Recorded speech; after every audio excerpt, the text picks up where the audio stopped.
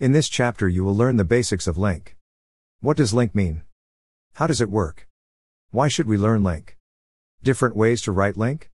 And many other points, which we need to understand before we start talking about LINQ in details. Let's start with the first point.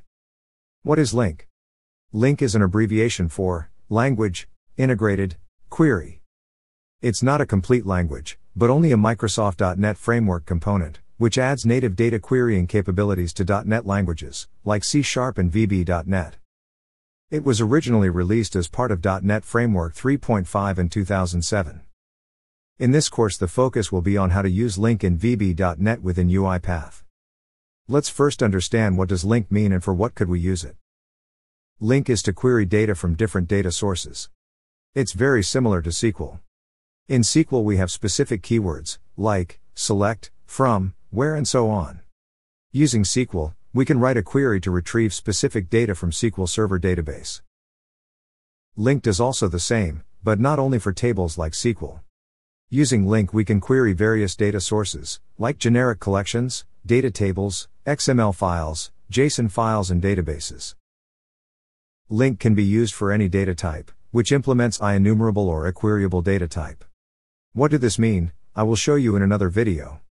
Please remember always, that you can use LINQ for any data source, which implements one of these two types.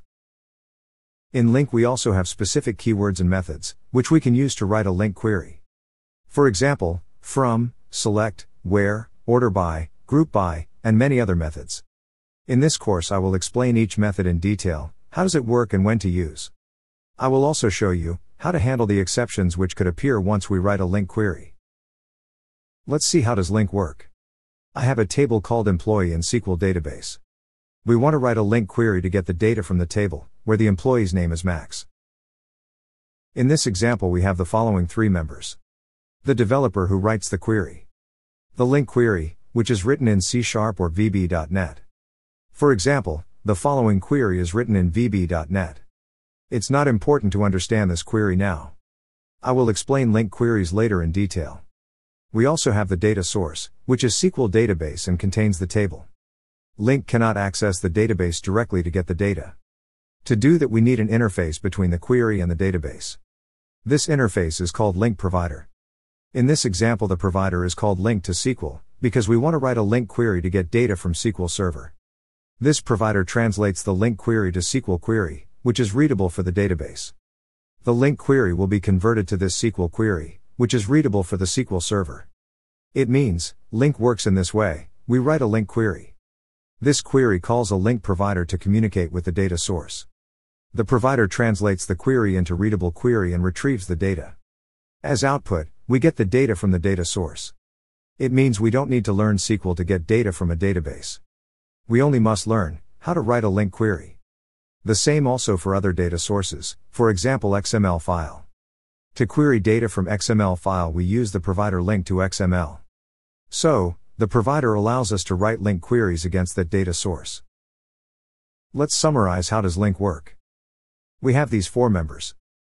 Developer, LINQ query, LINQ provider and the data source. The developer writes the LINQ query. LINQ query can be written in both C# and VB.NET. LINQ query calls a LINQ provider, depending on the data we need to query. If we want to query data from XML, we use the provider, LINQ To XML. For SQL databases we use the provider, LINQ To SQL. For generic collections like arrays, lists and data tables we use the provider, LINQ To Objects, and so on we have different providers. The provider translates the LINQ query to a readable code for the data source. The data source could be any data type which implements 𝗖𝗵𝗪𝗀𝗁𝗪 or a queryable types. For example, array, list, data table, XML file, JSON file, database, or many other types. The query will be executed in the data source. The data source returns the data to the provider. The provider returns the data to the query, or in other words to the developer. So the developer gets the data from the data source. This is how does LINQ work. For us it's important to know how to write a LINQ query. And this is what we will learn in this course. But what happens in the background is not very important for us.